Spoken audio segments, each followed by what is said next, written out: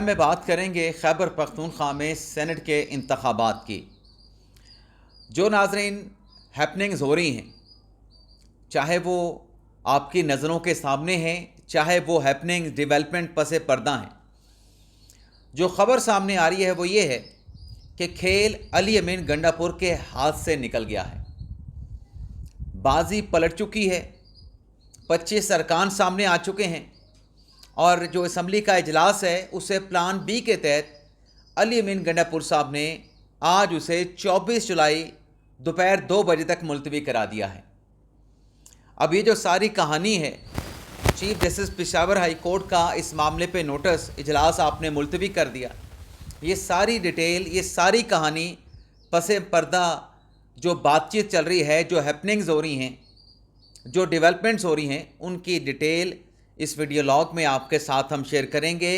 جس میں آپ ناظرین کو یہ بتائیں گے کہ جو کھیل ہے وہ گنڈا پور کے ہاتھ سے کیسے نکل چکا ہے۔ تو آج ناظرین اجلاس بلایا گیا تھا خیبر پختونخوا اسمبلی کا، اور اس اجلاس کو بلانے کا سوللی مقصد یہ تھا کہ وہ 25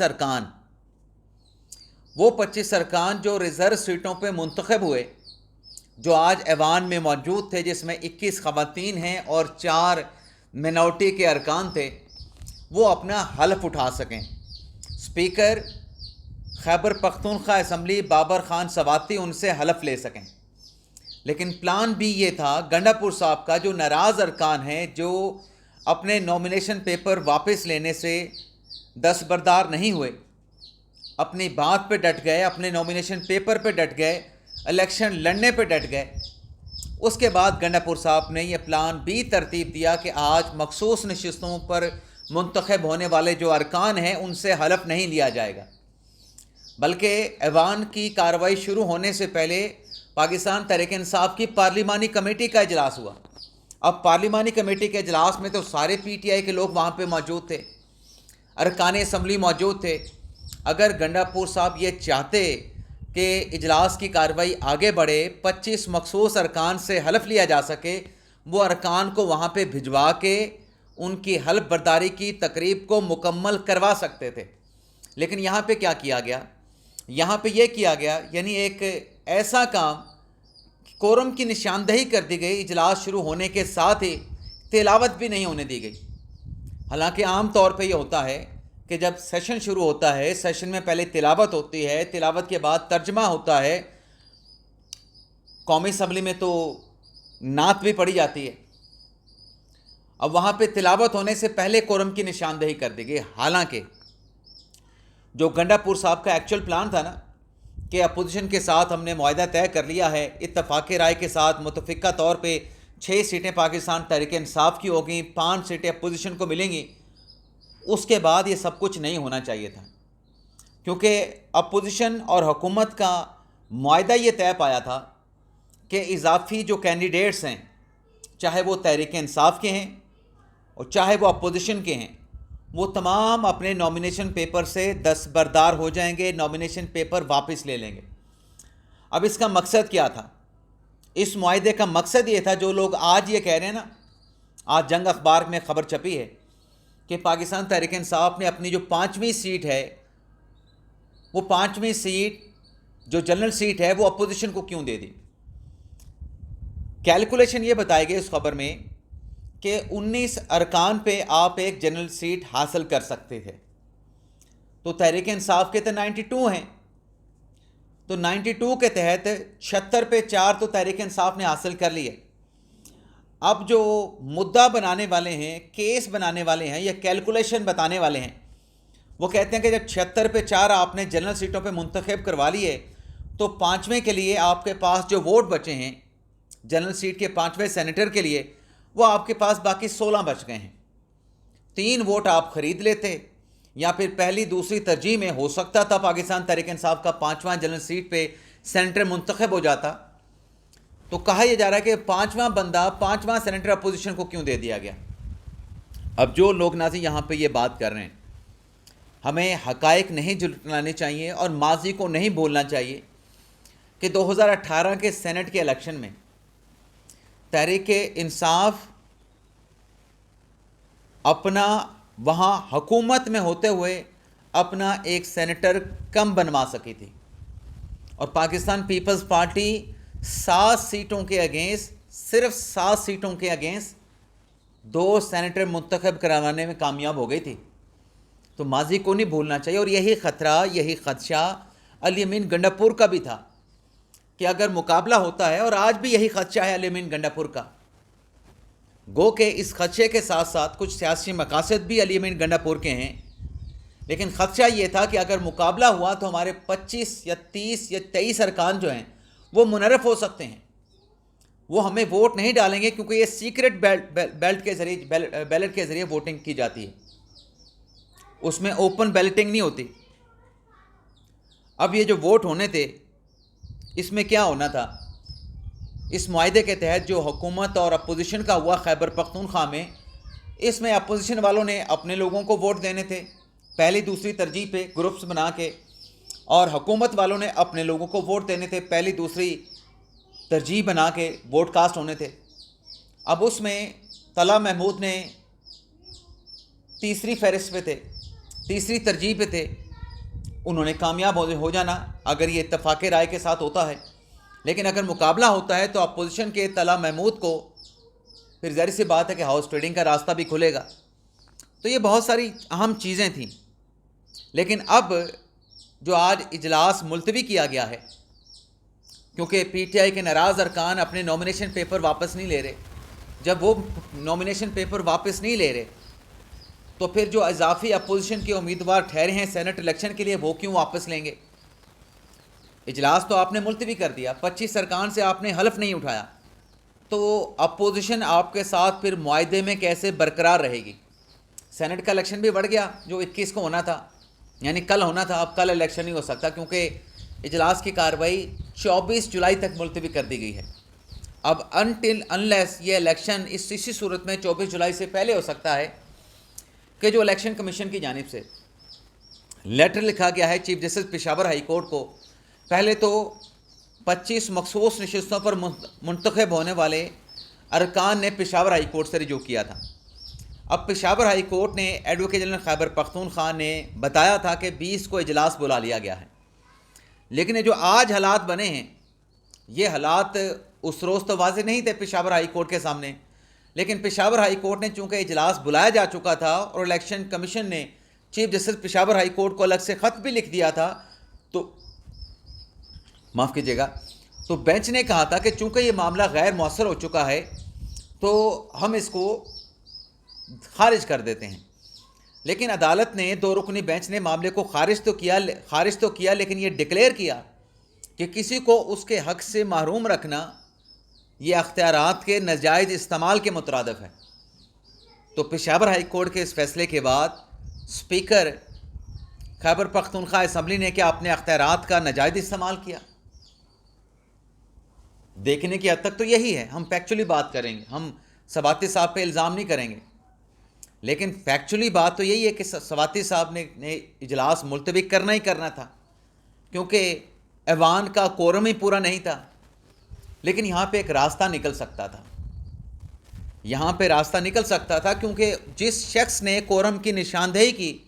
اس کو بھیجا ہی پی ٹی آئی نے اسی مقصد کے لیے کیا تھا کہ آپ نے جا کے اجلاس میں کورم کی نشاندہی کر کے آپ نے اجلاس ملتوی کرانا ہے۔ اگر نیت ٹھیک ہوتی، نیک نیتی کے ساتھ جاتے، تو کورم کی نشاندہی ارکان کے حلف اٹھانے کے بعد بھی ہو سکتی تھی،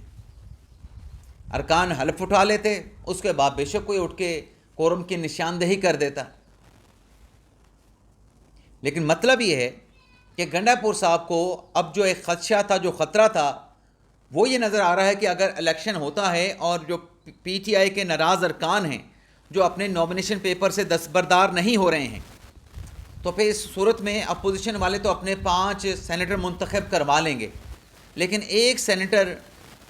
پاکستان تحریک انصاف کو اور کمپرومائز کرنا پڑ سکتا ہے، ایک اور سینیٹر کی پاکستان تحریک انصاف کو گھاٹا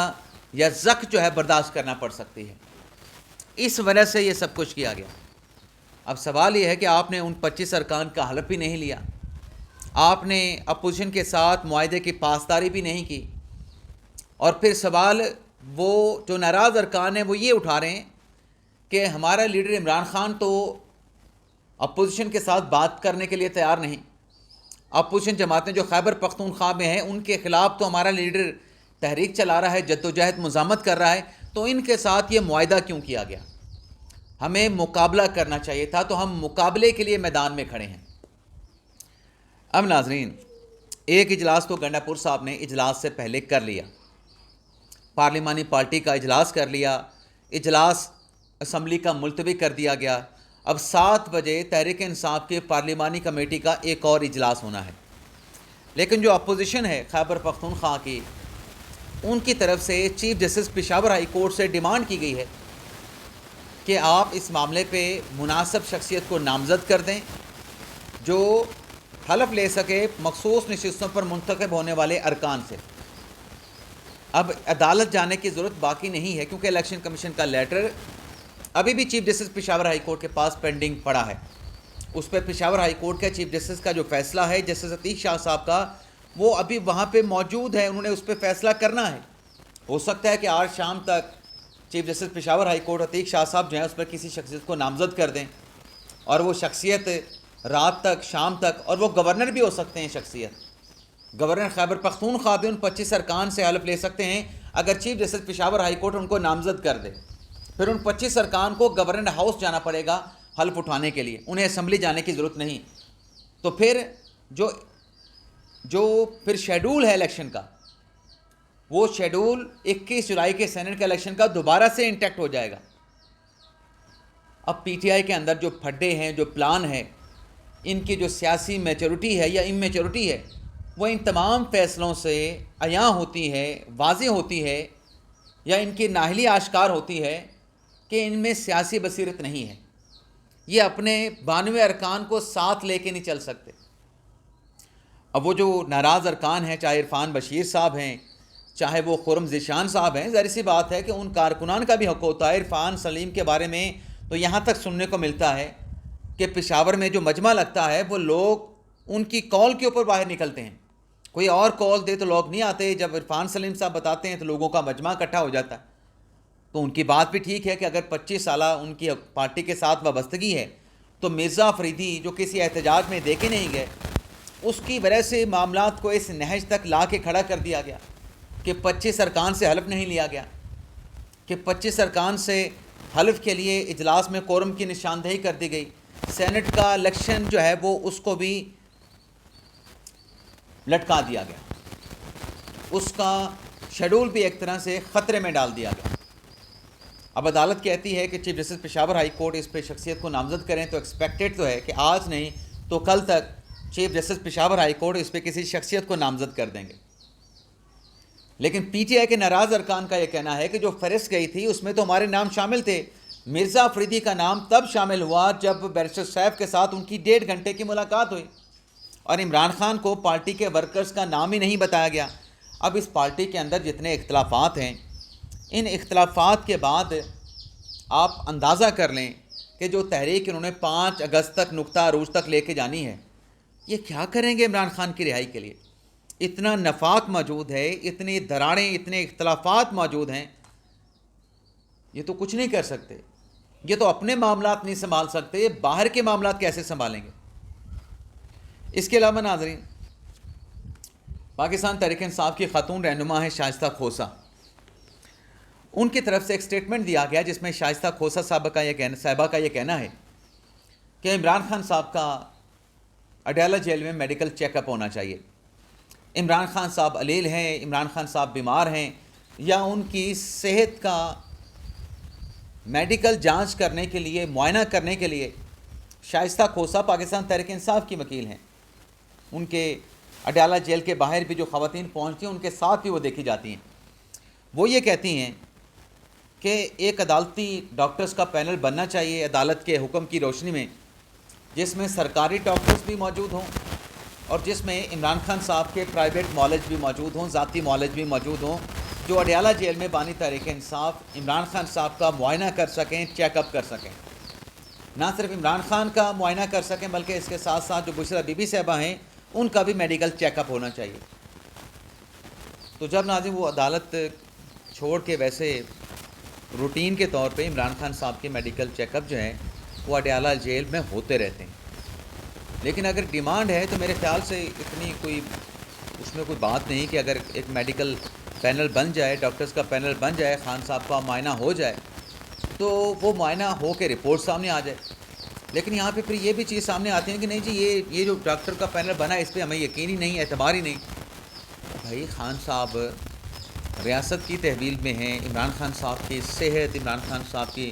جتنے بھی معاملات ہیں اب ان کی نگرانی اور اس کی ذمہ داری اب ریاست کے سپورٹ. تو اس میں میرے خیال سے جب سوال اٹھائے جاتے ہیں تو مقصد صرف نیریٹو کی حد تک ہی ہوتا ہے, مقصد صرف سیاست ہوتا ہے. اجازت چاہتے ہیں ناظرین, اللہ حافظ.